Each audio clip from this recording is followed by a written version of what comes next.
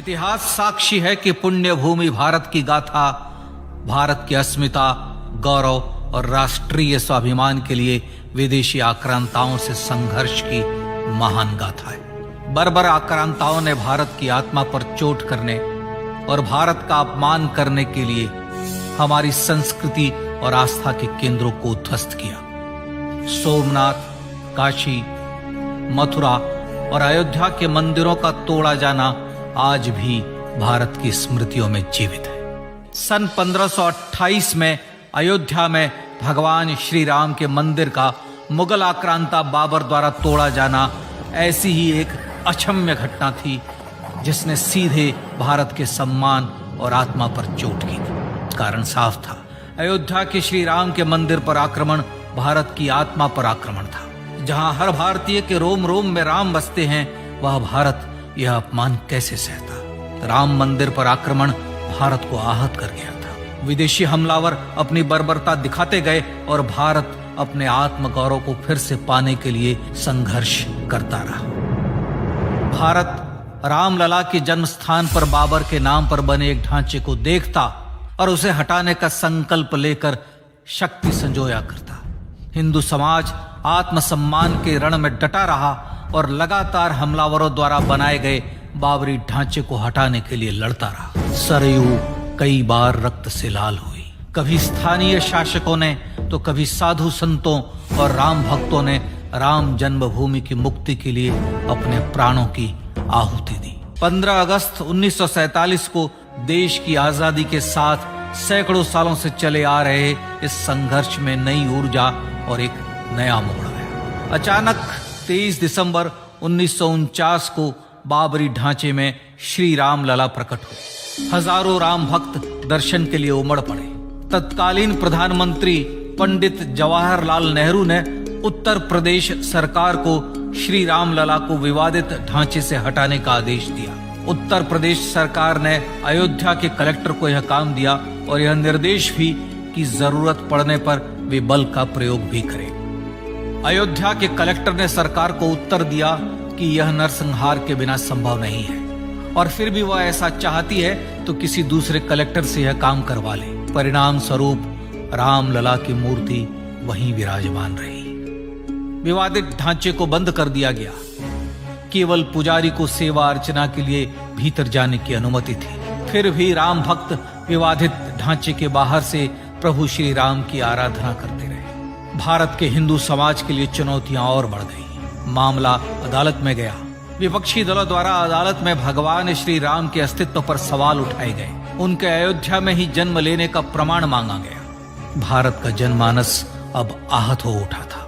आजाद भारत में भी हिंदू समाज को अपनी आस्था और श्रद्धा के लिए संघर्ष करना पड़ रहा था। चुनौतियों के इस समय में सन 1984 में विज्ञान भवन दिल्ली में विश्व हिंदू परिषद ने धर्म संसद का आयोजन किया। इस संसद में देश भर के संतों ने राम जन्मभूमि की मुक्ति के लिए आह्वान किया और राम जन्मभूमि मुक्ति यज्ञ समिति का गठन किया। धर्म संसद ने राम जन्मभूमि की मुक्ति और वहां भगवान श्री राम के भव्य मंदिर बनाने के भारत के जनमानस के संकल्प को फिर से दोहराया। विश्व हिंदू परिषद के नेतृत्व में मंदिर निर्माण के लिए पूरे देश में अभूतपूर्व आंदोलन की शुरुआत हुई। सन 1989 में विश्व हिंदू परिषद द्वारा गांव-गांव से रामशिला पूजन करके अयोध्या भेजी गई। 2,75,000 गांवों से रामशिलाएं अयोध्या पहुंची। भव्य राम मंदिर के शिलान्यास का निर्णय हुआ। पूज्य संत महात्माओं और हिंदू समाज के अन्य प्रमुख नेताओं के निर्णय के अनुसार अनुसूचित जाति के प्रमुख नेता श्री कामेश्वर चौपाल ने 9 नवंबर 1989 को मंदिर निर्माण का पहला पत्थर रखा। राम जन्मभूमि पर मंदिर निर्माण के लक्ष्य की पूर्ति के लिए सन 1990 में सोमनाथ से अयोध्या के लिए श्री लाल कृष्ण आडवाणी ने रथ यात्रा की शुरुआत की। देश में जन भावनाओं का ज्वार उमड़ने लगा। श्री लाल कृष्ण आडवाणी के रथ यात्रा के साथ साथ मंदिर के लिए जन समर्थन बढ़ने लगा और छद्म सेकुलरवाद बेनकाब होने लगा। इस जन आंदोलन को रोकने की तमाम कोशिशें हुई पर सब व्यर्थ हुई। विश्व हिंदू परिषद ने देशवासियों से अयोध्या में जन्मभूमि पर मंदिर निर्माण के लिए 30 अक्टूबर और 1 नवंबर 1990 को कार सेवा का आह्वान किया। परिणाम स्वरूप लाखों राम भक्त कार सेवा के लिए देश के कोने कोने से अयोध्या आए। इससे देश की एकात्मता का विराट दर्शन हुआ। कार सेवकों को रोकने के लिए उत्तर प्रदेश के तत्कालीन मुख्यमंत्री श्री मुलायम सिंह यादव ने अयोध्या में परिंदे को भी पर न मारने देने की घोषणा की। स्थितियां गंभीर हो गई। अयोध्या से 100 200 किलोमीटर दूर रेलगाड़ियां रोक दी गई। अयोध्या युद्ध भूमि बना दी गई। मार्ग बंद, रेल बंद, चप्पे चप्पे पर पुलिस।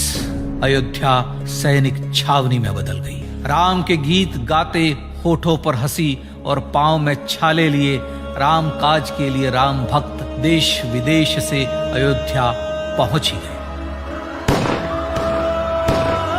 कार सेवकों पर गोलियां चली। अनेक कार सेवक शहीद हुए। आजाद भारत में जन्मभूमि पर राम मंदिर के लिए कार सेवकों ने फिर एक बार अपना बलिदान दिया, पर कार सेवकों ने विवादित ढांचे पर भगवा फहरा ही दिया और इस तरह कार सेवा सफल हुई। श्री राम जन्मभूमि आंदोलन ने भारत की सुप्त आत्मा को झकझोर कर जगा दिया था। विश्व हिंदू परिषद ने फिर एक बार 6 दिसंबर 1992 को कार सेवा का आह्वान किया। राम भक्तों को कार सेवा करने देने के लिए अदालत में प्रार्थना की गई, पर अदालत ने कोई निर्णय नहीं दिया। परिणाम स्वरूप बौद्ध, जैन, सिख, स्वामीनारायण संप्रदाय, गायत्री परिवार, हर पंथ मत विचार के हिंदू एकत्र हो गए। छूत अछूत का भेद मिटा, जाति की पहचान मिटी। हम सब हिंदू, हम सब सिंधु बन गए।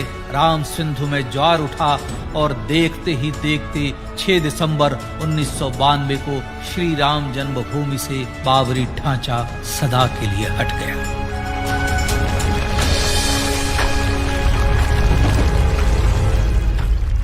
यह क्षण शौर्य, न्याय और सत्यमेव जयते का क्षण था। यह तो धर्मस्ततो जय का क्षण था। पर संघर्ष की गाथा यहां जाकर भी नहीं रुकी। छद्म सेकुलरवादियों द्वारा भारत और भगवान श्री राम के इतिहास को झुठलाने के लिए अदालतों में चुनौतियां का सिलसिला चलता रहा, जो 1950 से चल रहा था। पर सत्य को तो जीतना ही था।